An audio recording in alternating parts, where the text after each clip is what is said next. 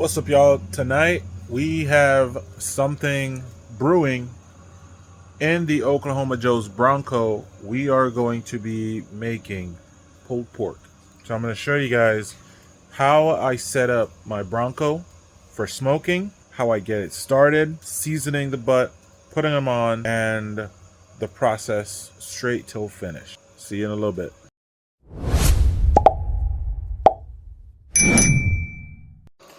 So here is the basket of charcoal. We have one fire starter. That's one of these B&B fire starters, just these little cubes.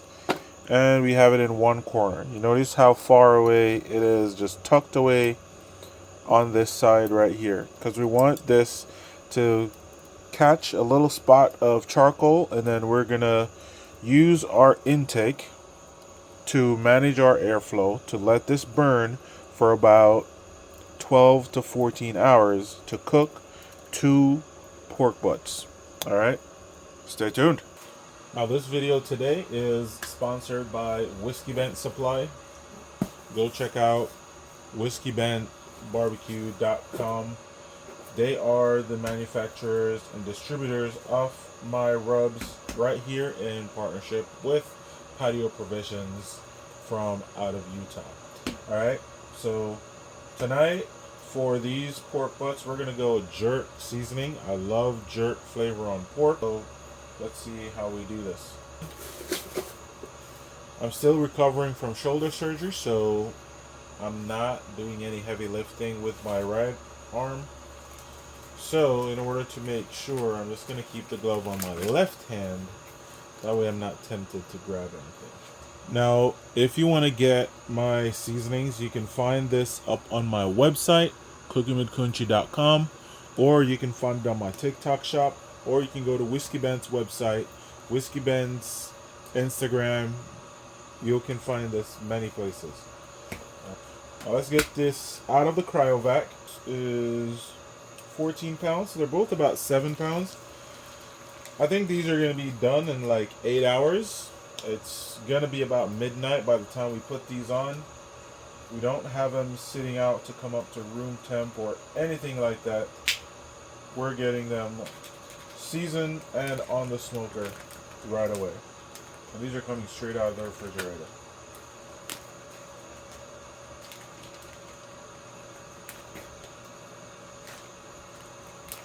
So I'm trying to open this in a way where we leave the bag to collect the juices.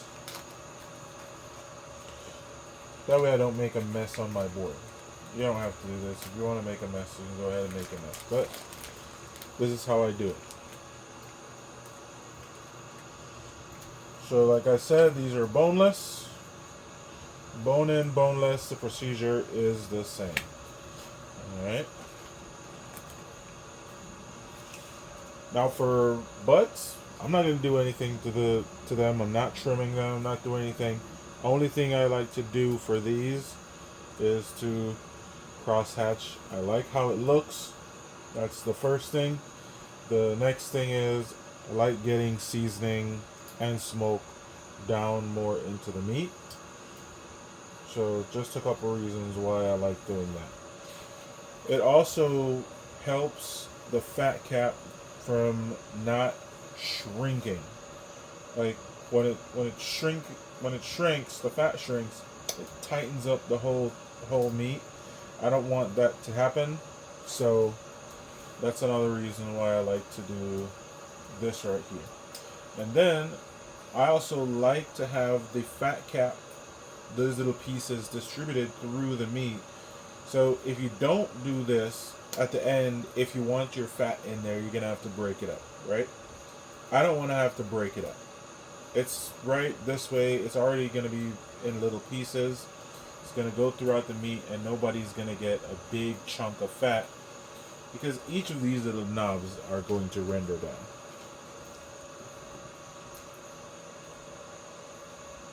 Not rinsing it, nothing like we don't have to do anything to these butts. We're just gonna do this one little thing, season and then to the fire.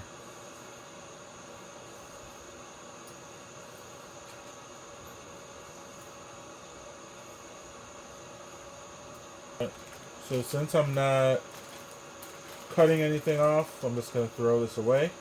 And this is the point of making it into a little bag.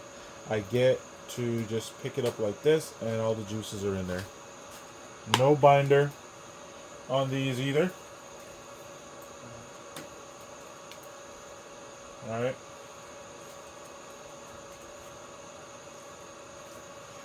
Now if you want to use a binder, you can. I think it's pointless. The meat's already wet. Even if I was to pat the meat dry, it would not be dry enough where the seasoning would not stick. And when it starts to cook, it's still not going to just fall off. Good thing about the boneless butts is we can season on the inside too. Now I prefer to cook bone in, but bone in, boneless, doesn't really matter. It's all gonna cook the same. I think my experience with boneless is they cook a little faster. They tend to. You'll never know for sure if they're gonna cook faster 100% of the time. The weight varies. The cut of meat is, they're all different. You don't know how that pig was raised, how hard they had to work before they got to slaughter, all of that stuff. I don't know if they have working pigs. I like to season the sides, the insides, side, outside, left side, right side. I want to season all the sides first, and then I want to season the meat side. Doesn't matter how pretty you season this, because you're shredding all of this meat together, right? So you're not doing this to make it look pretty. What you're doing is just giving it coverage. So don't sweat a pork butt. This is one of the easiest things that you can literally not care too much about to help build your confidence in your barbecue skills. Don't take yourself too seriously when it comes to this. So that should be good. We're going to get our fire up to where we need it. These are going to go on, so stay tuned for the rest. So tonight we're using B&B mesquite lump charcoal and post oak chunks. I'm a big fan of the mesquite flavor.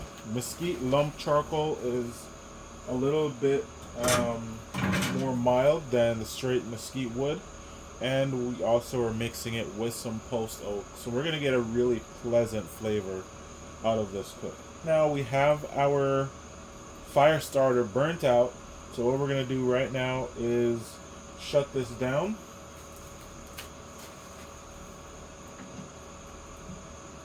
We have both the vents wide open. We're going to just let that come up to temp. We want this to be reading about 200 before we mess with it. Now my minion method that I'm using in the drum is fully detailed in my book, Wrangling Fire, that's up on Amazon. So if you're interested in learning more about that, go check out the book. I've made tons of videos. Here on YouTube I have a playlist. This video will be on my Oklahoma Joe's Bronco playlist. Go check it out, and make sure you guys leave me feedback in the comments, ask me questions. I'd be happy to answer them. Grill is at 200 degrees and we are ready to get smoking. The very first thing I'm going to do is back my intake down to between 1 and 2 on the Oklahoma Joe Bronco. If you're using another drum smoker, I don't know where you should set it. You kind of just have to play around with it and see which setting works best for you. But if I want to be 225, 250, between 1 and 2 will get me there. Sometimes if I just want to bump it to 2, it's going to be about 275. Our if you notice, there is a lot of smoke, right? When we start to get the meat on there, and that fat starts to render from the pork, you're gonna see a lot more smoke. It is not dirty smoke, because it's not just because the wood is smoldering or it's not getting enough airflow. It's just that fat juice dripping onto the plate, onto the coals, is creating that extra smoke. On the drum smoker, heavy smoke is not necessarily a bad thing as long as your fire is running right. As long as that extra smoke is from the fat and the meat juice that's being produced in the process of cooking, you won't have a bad product. Now we're going to get these butts on here. And here's the other. What's really cool about this smoker as well is it has another level to put another 22-inch grate. So you can actually smoke 5 or 6 butts on here. You can configure this to where you can have 3, and then you can have 3 on the bottom, and they cook really evenly, even though, you know, some are up and some are down. So we're good here. I'm 5 minutes ahead of schedule. I gave myself 45 minutes to get this up to temp. I'm already good to go. I'm going to shut this down, and I keep my exhaust wide open 100% of the time. There's never a time where I've needed to adjust this. Only thing I mess with is my intake. Alright? So I'm going to go to bed, and in about 6 hours, I'm going to get up, check it, and we'll see where we're at. 7 hours later, this is what we're looking like. This is what our intake is set at. And as you can see, no dirty smoke. Now I just want to give it a little checky check. I have a thermometer. I'm not checking for any specific number, so I'm not even going to show you that. All I want to know is it tender. These look really good. Look like they could be done. That feels excellent.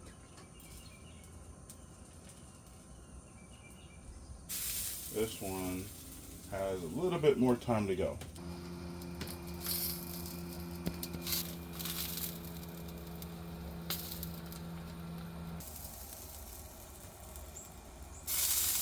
I think what I'm going to do is I'm going to remove these because this one is almost tender.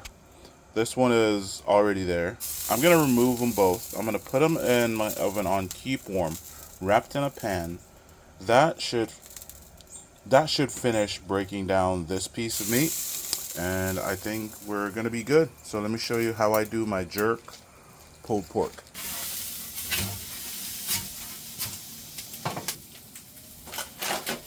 Now at this point, what I've gone ahead and do is shut down the smoker, both vents, because we don't need the smoker running anymore. We're just going to throw this in the oven. We're not trying to smoke it anymore. For my jerk pulled pork, I like to add my jerk marinade to it. So this right here is going to add that jerk spice, a little bit of jerk spice, a little bit of flavor when this butt gets shredded. Haha, butt gets shredded. Here we go. I just spread it around. So locking it in the oven, this is what I do when I typically wrap the butts. And I don't wrap in just the foil paper. I think I lose a lot of juice that way. I always put it in a pan like this and just let it go. No, I'm not adding the dry rub because at this time I don't know how it tastes with the wet marinade on it. So after you've shredded it, you've checked it, you kind of gave it a little taste, you're like, okay, maybe it could use a little like a little bit more of the dry jerk to get a little bit more salt in there. But right now, I think this is really good flavor.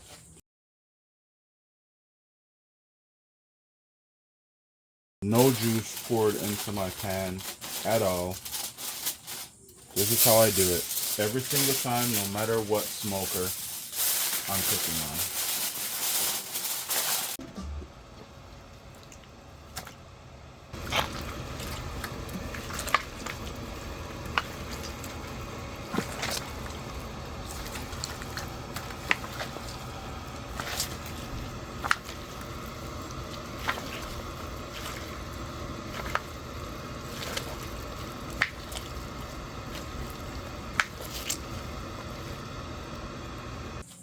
So as you guys can see, cooking on the OK Joe Bronco is a breeze. I'm going to let it cool down and I will show you what inside looks like after that.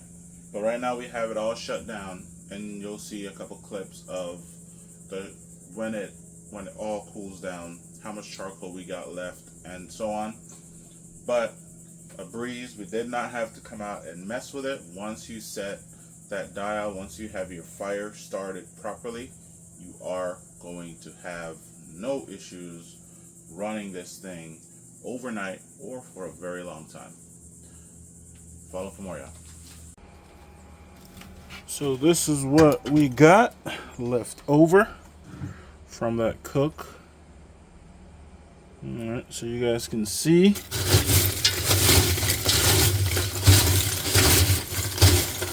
We only used about half the basket of charcoal for 7.5 hours. Really efficient for the Bronco. Wouldn't trade it for anything else.